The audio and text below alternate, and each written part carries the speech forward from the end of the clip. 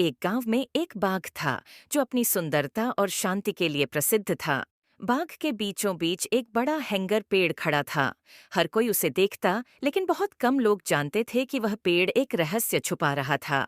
एक दिन गांव के एक नन्हे बच्चे नाम राहुल ने पेड़ के पास एक छोटी सी सुरंग खोजी। उसकी जिज्ञासा उसे उस सुरंग के अंदर खींच ले गई। सुरंग के अंत में राहुल ने एक गुप्त द्वार देखा जो किसी ताले से बंद था। राहुल ने कई दिनों तक उस ताले को खोलने की कोशिश की, लेकिन असफल रहा। फिर एक दिन उसने अपने दादा से उस ताले के बारे में पूछा। दादा ने बताया कि यह ताला एक पुरानी पहेली से जुड़ा हुआ है। पहेली हल होने पर ही ताला खुलेगा। राहुल ने पहेली हल करने की ठानी। कई हफ्तों की कोशिशों के बाद एक दिन उसने पहेली हल कर ली और ताला खुल गया। दरवाजे के पीछे उसने एक छोटा सा कमरा पाया जिसमें गांव की प्राचीन विरासत और खजाना छिपा हुआ था। इस खोज ने न केवल राहुल को एक नायक बना दिया, बल्कि गांव वालों को भी उनकी खोई हुई विरासत वापस मिल गई। बाघ का हैंगर पेड़ अब न केवल एक पेड़ था, बल्कि गांव के गौरव और इतिहास का प्रतीक बन गया।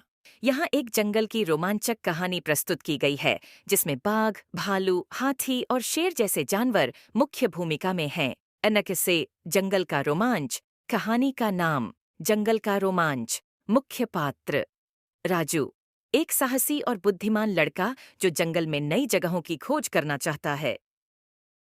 सुल्तान, जंगल का शेर जिसे सभी जानवरों का राजा माना जाता है। बबर, एक शक्तिशाली बाघ जो शिकार करने में माहिर है। ब्लू, एक दयालु भालू जो जंगल में सभी का मित्र है। जेंद्र, एक विशाल हाथी जो अपनी ताकत के लिए प्रसिद्ध है।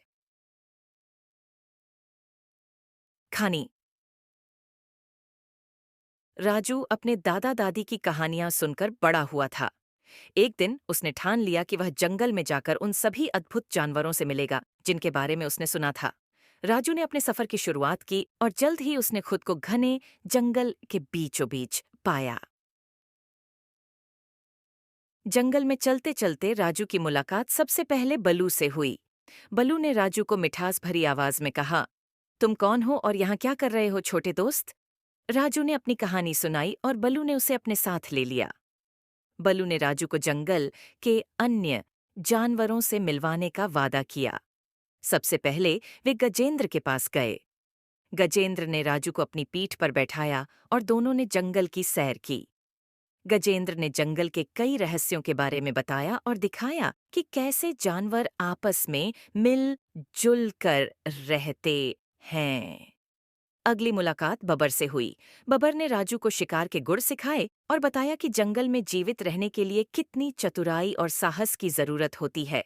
बबर ने राजू को अपने परिवार से मिलवाया और उन्हें जंगल के खूबसूरत नजारों का आनंद लेने के लिए आमंत्रित किया। सबसे आखिर में राजू की मुलाकात सुल्तान से हुई। सुल्तान ने राजू का स्वागत किया और उसे जंगल के नियम कानून समझाए। सुल्तान ने कहा, जंगल में सभी जीवों का अपना महत्व है और सभी को मिलकर एक दूसरे का सम्मान करना चाहिए। राजू ने जंगल में अपने दोस्तों के साथ कई दिन बिताए और बहुत कुछ सीखा। उसने समझा कि जंगल में जीवन जीना कितना रोमांचक और चुनौतीपूर्ण हो सकता है। जब वह घर लौटा तो उसने अपने अनुभवों को दादा दाई और दोस्तों के साथ साझा किया। राजू की यह यात्रा उसे हमेशा याद रहेगी और उसने सीखा कि प्रकृति और जीव जंतुओं का सम्मान करना कितना महत्वपूर्ण है। गाक्षायन, नैतिक शिक्षा। इस कहानी से हमें यह सीख मिलती है कि हमें प्रकृति और सभी जीवों का सम्मान करना चाहिए और उनके साथ मिलजुल कर रहना चाहिए। साहस और बुद्धिमानी से हम किसी भी चुनौती का सामना कर सकते हैं।